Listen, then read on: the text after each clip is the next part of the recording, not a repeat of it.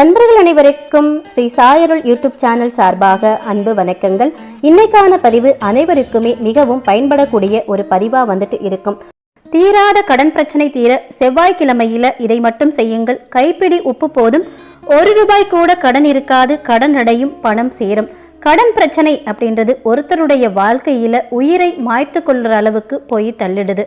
பிறவி பெருங்கடன் அப்படின்னு முன்னோர்கள் வந்து சொல்லுவாங்க. நம்மளுடைய பிறவியே ஒரு கடன் தான்.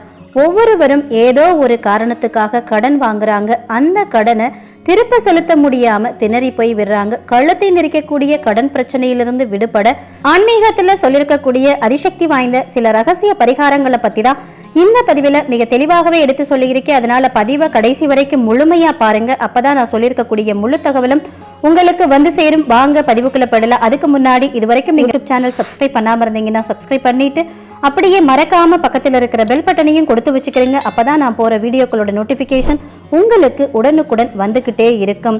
சம்பாதிக்கக்கூடிய பணம் குடும்ப செலவுக்கு போதுமானதா இல்லாத போது, தவிர்க்க முடியாத சில நெருக்கடியான சூழல் வரும் பொழுதும் தான் கடன் வாங்க வேண்டிய நிலைமைக்கு தள்ளப்படுறாங்க.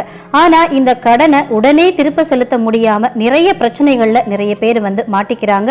கடன் வாங்குறதுக்கு முன்னாடி நாம யோசித்தாலே கடன் வாங்குறதுல இருந்து நாம வந்து தப்பிச்சுக்கலாம். ஆடம்பர தேவைக்காக ஒருபோதுமே நாம கடன் வாங்க கூடாது. அடைக்க முடியும் அப்படின்னால் மட்டும்தான் அத்தியாவசிய தேவைக்கு கூட கடன் வாங்கணும் அப்படின்னு சொல்லி வச்சிருக்காங்க. நம்மளுடைய கடன் பிரச்சனை தீர நம்மளுடைய முன்னோர்கள் பல பரிகாரங்களை வந்து கூறி வச்சிருக்கிறாங்க. அதுல முதலாவதா வந்து பாத்தீங்கன்னா, அவசிய தேவைக்காக நாம என்னைக்கு கடன் வாங்கலாம், அதாவது எந்த நாளில கடன் வாங்கலாம், வாங்கின கடனை எந்த நாள்ல திருப்பி கொடுக்கணும், எந்த ஹோரையில கடன் வாங்கணும், இதை கூட வந்து பாத்தீங்கன்னா நம்ம முன்னோர்கள் வந்து சொல்லி வச்சிருக்காங்க. அந்த வகையில வந்து பாத்தீங்கன்னா அவசிய தேவைக்காக திங்கட்கிழமை வந்து கடன் வாங்கலாம். செவ்வாய்க்கிழமை அந்த கடனை வந்து திருப்பி வந்து கொடுக்கலாம். கடன் பிரச்சனையிலிருந்து நாம மீண்டு வரணும் அப்படின்னா ருண விமோச்சனரை வந்து வழிபாடு வந்து செய்யலாம். பைரவருடைய வழிபாடு அப்படின்றது நமக்கு இருக்கக்கூடிய அனைத்து விதமான கடன் பிரச்சனையும் தீர்க்கும் அப்படின்னு சொல்லப்படுது. அந்த பைரவர் வழிபாட்டுல முக்கியமா வந்து பாத்தீங்க அப்படின்னா மிளகை வைத்து பைரவருக்கு நம்ம எந்த ஒரு பரிகாரத்தை வந்து செய்தாலும் அதற்கு பலவிதமான பலன்கள் வந்து இருக்கிறதா வந்து சொல்லப்படுது. முதலாவதா 27 மிளகுகளை ஒரு சின்ன வெள்ளை துணியில வைத்து மூட்டையா வந்து கட்டிக்கிறணும். அதை நீங்க தூங்குறதுக்கு முன்னாடி உங்க தலையணைக்கு அடியில வைத்து தூங்கணும். அதுக்கப்புறம் காலையில எழுந்த உடனே குளிச்சுட்டு இந்த மிளக மூட்டையோட அப்படியே கோவிலுக்கு வந்து கொண்டு போகணும். அதாவது எல்லா சிவன் கோவில்கள்லையுமே வந்துட்டு பைரவர் பெருமானுக்குன்னு தனி சன்னதி இருக்கும். அங்க போயிட்டு பைரவர் பெருமானுடைய தனி சன்னதிக்கு முன்னாடி வந்து நின்னுக்கிட்டு ஒரு அகல் விளக்கு வந்து எடுத்துக்கிறங்க. அந்த அகல் விளக்குல நல்லெண்ணெய் ஊற்றி இந்த மிளகு மூட்டையை அதில் நனைத்து வைத்து தீபம் வந்து ஏத்தணும். பைரவருக்கான இந்த பரிகாரத்தை வந்து பாத்தீங்கன்னா ஒவ்வொரு வாரமும் வரக்கூடிய செவ்வாய்க்கிழமையில செவ்வாய் ஹோரை வந்துட்டு வரும். இந்த செவ்வாய் ஹோரையானது வந்து பாத்தீங்கன்னா 3 நேரங்கள்ல வந்துட்டு வரும். காலையில 6 மணியிலிருந்து 7 மணி வரைக்கும் செவ்வாய் ஹோரை, மதியம் 1 மணியிலிருந்து 2 மணி வரைக்கும் செவ்வாய் ஹோரை, இரவு 8 மணியிலிருந்து 9 மணிக்கு வரைக்கும் செவ்வாய் ஹோரை வரும். இந்த நேரத்துல போய் நீங்க இந்த மிளகு தீபத்தை பைரவர் சன்னதியில வந்து ஏற்றலாம். அல்லது செவ்வாய்க்கிழமை என்று வரக்கூடிய ராகு கால நேரத்துல பைரவர பெருமான வழிபாடு செய்வது மிகவுமே வந்து சிறப்பு. செவ்வாய்க்கிழமையில ராகு காலம் அப்படின்றது மதியம் 3 மணியிலிருந்து 4:30 மணி வரைக்கும் ராகு காலம். இந்த நேரத்திலும் நீங்க இந்த வழிபாட்டை வந்து கடைபிடிக்கலாம்.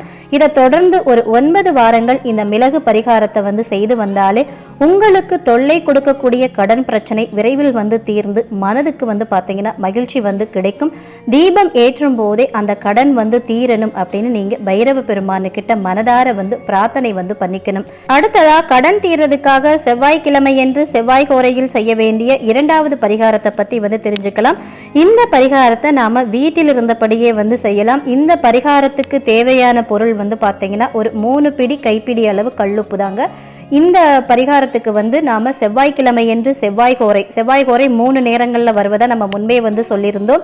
காலை 6 மணியிலிருந்து 7 மணி வரைக்கும், மதியம் 1 மணியிலிருந்து 2 மணி வரைக்கும், இரவு 8 மணியிலிருந்து 9 மணி வரைக்கும் செவ்வாய்க்கிழமை செவ்வாய் ஹோரை வந்துட்டு வருது.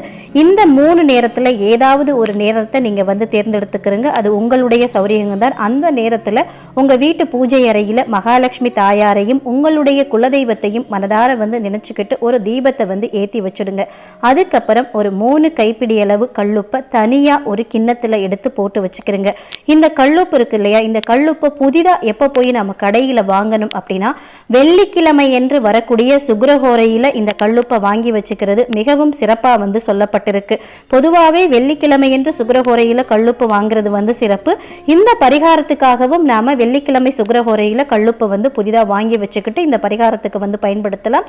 வெள்ளிக்கிழமை சுக்கிரஹோரை அப்படின்றது வெள்ளிக்கிழமை என்று காலை 6 மணியிலிருந்து 7 மணி வரை, மதியம் 1 மணியிலிருந்து 2 மணி வரைக்கும், இரவு 8 மணியிலிருந்து 9 மணி வரைக்கும். செவ்வாய்க்கிழமை போலதான் வெள்ளிக்கிழமை என்று அந்த சுக்கிரஹோரை அதே நேரங்களில் தான் வரும்.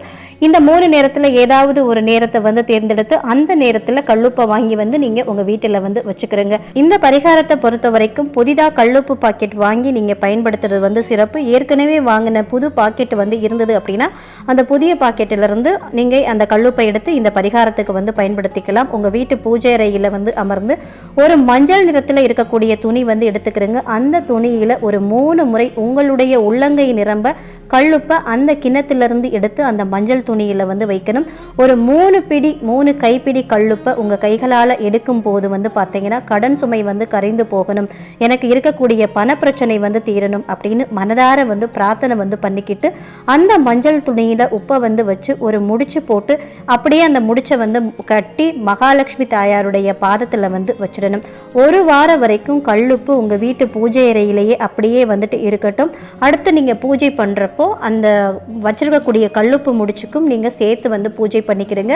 தினமுமே நீங்க வந்து மகாலட்சுமி தாயார்கிட்டையும் உங்க குலதெய்வத்திட்டையும் உங்களுக்கு இருக்கக்கூடிய அந்த கடன் பிரச்சனை வந்து தீரணும், பண பிரச்சனை தீரணும் அப்படின்னு தினமும் நீங்க வந்து அதுக்காக வந்து பிரார்த்தனை வந்து பண்ணிட்டே வாங்க. அடுத்த வாரம் வரக்கூடிய செவ்வாய்க்கிழமை செவ்வாய் ஹோரையில இந்த பூஜை அறையில நீங்க வச்சிருக்கீங்க இல்லையா அந்த கல்லுப்பு முடிச்சு, அதை எடுத்து ஒரு சுத்தமான தண்ணீர்ல போட்டு வந்து கரைக்கணும்.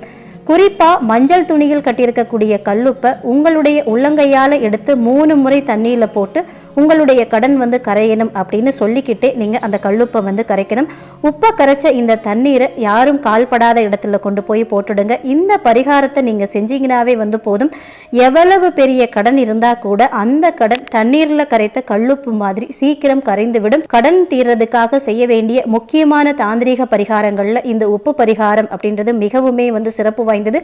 அதுவும் செவ்வாய்க்கிழமையன்று செவ்வாய் ஹோரையில மகாலட்சுமி தாயாரையும் உங்களுடைய குலதெய்வத்தையும் நினைத்து இந்த பரிகாரத்தை வந்து செய்யறப்போ அதுக்கு அதிகப்படியான பலன்கள் வந்து கிடைக்கும் அப்படின்னே வந்து சொல்லப்படுது.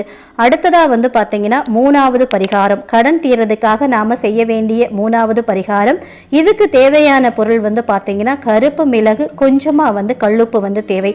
ஒரு 10 கருப்பு மிளகு வந்து எடுத்துக்கிட்டு அது கூட ஒரு 2 ஸ்பூன் அளவுக்கு கல்லுப்பு, இது ரெண்டையும் கையில் வந்து எடுத்து வச்சுக்கிறீங்க. உங்களையும் உங்கள் வீட்டையும் உங்கள் வீட்டில் இருக்கிறவங்களுடைய தலையையும் ஒரு 3 முறை வந்து சுற்றிட்டு இதை வந்து கொண்டு போய் எரியில நெருப்பில் வந்து போட்டுடுங்க. அந்த நெருப்பில் எப்படி வந்து மிளகு வந்து வெடிக்குதோ அதே மாதிரி உங்களுக்கு இருக்கக்கூடிய அனைத்து விதமான கண் திருஷ்டிகளும் காணாமல் போயிடும். அதே மாதிரி என்னென்ன பிரச்சனைகள் இருந்தாலும் அந்த பிரச்சனையும் வந்து தீர்ந்துடும். நம்பிக்கை இருக்கிறவங்க நம்பிக்கையோடு இந்த பரிகாரத்தை வந்து செஞ்சு பாருங்க. நிச்சயமாக கடன் பிரச்சனை படிப்படியாக வந்து சரியாகும், அதிக பண வருமானமும் வரும் அப்படின்னு சொல்லப்பட்டிருக்கு. அடுத்ததா கடன் பிரச்சனை தீர்றதுக்காக செய்ய வேண்டிய 4வது பரிகாரம் குங்கும பரிகாரம். இந்த குங்கும பரிகாரத்துக்கு குங்குமத்தை வியாழக்கிழமை தோறுமே நம்ம வாரம் வியாழக்கிழமை குங்குமத்தை வாங்கி நம்ம வீட்டில் வந்து வச்சுக்கணும். அப்படி வாங்கி வைத்த குங்குமத்தை வெள்ளிக்கிழமை காலையில் கொண்டு போய் அம்மன் கோவிலுக்கு அந்த குங்குமத்தை வந்து கொடுத்துட்டு வரணும். வெள்ளிக்கிழமை அப்படின்னு சொல்றப்போ வெள்ளிக்கிழமையில் வரக்கூடிய ராகு காலம் காலை 10:30 மணியிலிருந்து 12 மணி வரைக்கும் ராகு காலம். அந்த நேரத்தில் உங்களால் கோவிலுக்கு போக முடிந்தது அப்படின்னா அந்த நேரத்தில் கொண்டு போய் இந்த குங்குமத்தை வந்து கொடுத்துட்டு வாங்க. ஒவ்வொரு வாரமுமே தொடர்ந்து ஒரு 11 வாரங்கள் இந்த மாதிரி வியாழக்கிழமை குங்குமத்தை வந்து வாங்கி வச்சுட்டு வெள்ளிக்கிழமை அதை கொண்டு போய் அம்மன் கோவிலில் வந்து அம்மனுடைய அர்ச்சனைக்காக வந்து கொடுக்கலாம். இல்லைன்னா அங்கே வர்ற சுமங்கலி பெண்களுக்கு அந்த குங்குமத்தை வந்து நீங்கள் வந்து கொடுக்கலாம். இது வந்து பார்த்தீங்கன்னா உங்களுக்கு எப்படிப்பட்ட கடன் பிரச்சனை இருந்தாலும் அந்த கடன் பிரச்சனையிலிருந்து மீண்டு வருவதற்கான தீர்வை வந்து உங்களுக்கு வந்து அம்மன் வந்து காட்டி கொடுப்பார் அப்படின்னு வந்து சொல்லப்படுது. ரொம்பவே அதிசக்தி வாய்ந்த பரிகாரம் இந்த பரிகாரத்தையும் நீங்க ட்ரை பண்ணி பாருங்க. கடனாளியா எழுவதை விட பட்டினியாக உறங்குவது மேல் அப்படின்னு சொல்லுவாங்க. வேறு வழி இல்லாம கடன் வாங்கினவங்க இந்த பரிகாரங்களை வந்து செஞ்சு பாருங்க. நிச்சயமா கடன் பிரச்சனை நீங்கி ஒரு நிம்மதி உங்களுக்கு வந்து கிடைக்கும். அடுத்ததா கடன் பிரச்சனை தீர்க்கக்கூடிய தெய்வங்கள் அப்படின்ற வரிசையில கடன் பிரச்சனை வந்து தீரணும் அப்படின்னா ருண விமோச்சனரை நாம வழிபாடு வந்து செய்யலாம். ஏன்னா ருணம் அப்படின்னா வந்து கடன், அந்த ருணத்திலிருந்து நமக்கு விமோச்சனம் வந்து கொடுக்கறதுக்கு ருண விமோச்சனரை திங்கட்கிழமை என்று நாம வழிபாடு வந்து செய்யலாம். திருவாரூர் திருச்சேரை திருத்தலத்துல ருண விமோச்சனரை போய் நாம வந்து வணங்கிட்டு வரலாம். திருப்பதி ஏழுமலையானையும் திரு ஆவினங்குடியில் எழுந்தருளி அருள்பாலிக்கும் முருகப்பெருமானையும் நாம வணங்கினா கடன் பிரச்சனை நீங்கும் அப்படின்னு சொல்லப்படுது. திங்கட்கிழமை அன்னைக்கு திருப்பதி ஏழுமலையான நாம வந்து வணங்கணும். அப்படி வணங்கிட்டு வரக்கூடிய பட்சத்துல நமக்கு இருக்கக்கூடிய கடன் பிரச்சனை படிப்படியாக குறைந்து ஒரு நல்ல பணவரவு நமக்கு வந்துட்டு இருக்கும். அதே போல ஒவ்வொரு வாரமும் செவ்வாய்க்கிழமை தோறும் நாம நரசிம்ம பெருமானை வழிபாடு செய்வதும் கடன் பிரச்சனையை நீக்கும், எதிரி தொல்லை வந்து நீக்கும்.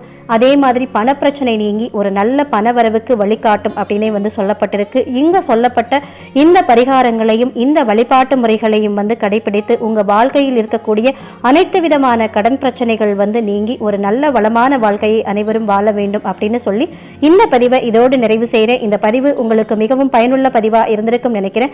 இந்த பதிவு பிடிச்சிருந்தா லைக் பண்ணி உங்க நண்பர்களுக்கும் ஃபேமிலி மெம்பர்ஸ்க்கும் ஷேர் பண்ணுங்க, அவங்களும் பார்த்து பயன்பெறட்டும்.